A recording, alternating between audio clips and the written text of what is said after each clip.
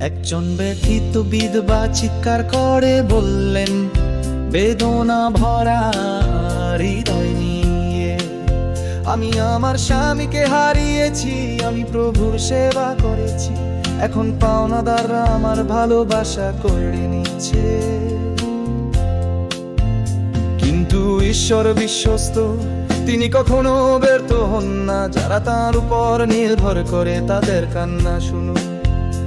এমনকি শূন্যতার মধ্যেও, আপাত অভাবের মধ্যেও তার শক্তি প্রকাশিত হয়েছে, তার অনুগ্রহ আমাদের জন্য যথেষ্ট।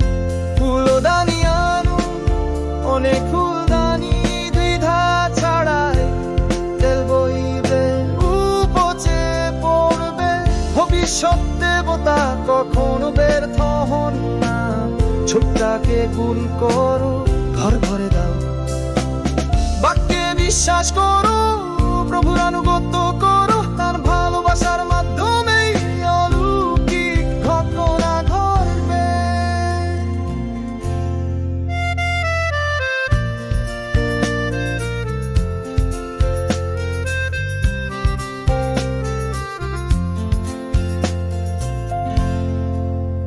তোমার ঘরে কি আছে?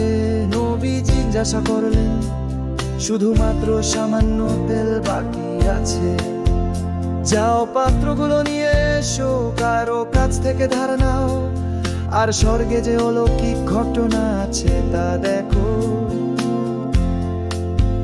তেল ফুরিয়ে না গিয়ে প্রবাহিত হলো, প্রতিটি পাত্রে আশীর্বাদ আসার কথা।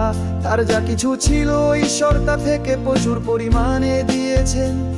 তার শক্তিশালী হাত রূপান্তরিত করতে এসেছিল।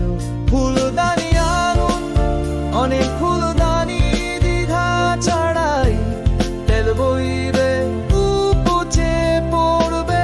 ভবিষ্যৎ দেবতা কখনো ব্যর্থ হন না। ছোটটাকে গুণ করো, ঘর ভরে দাও।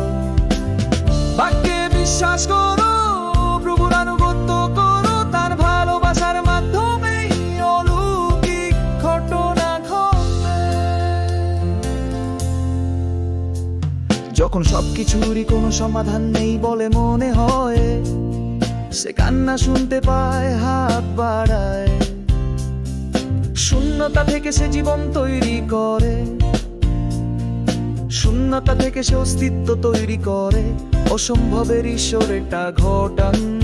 ফুলদানি আনুন, অনেক ফুলদানি, দ্বিধা ছাড়াই তেল বইবে, উপচে পড়বে।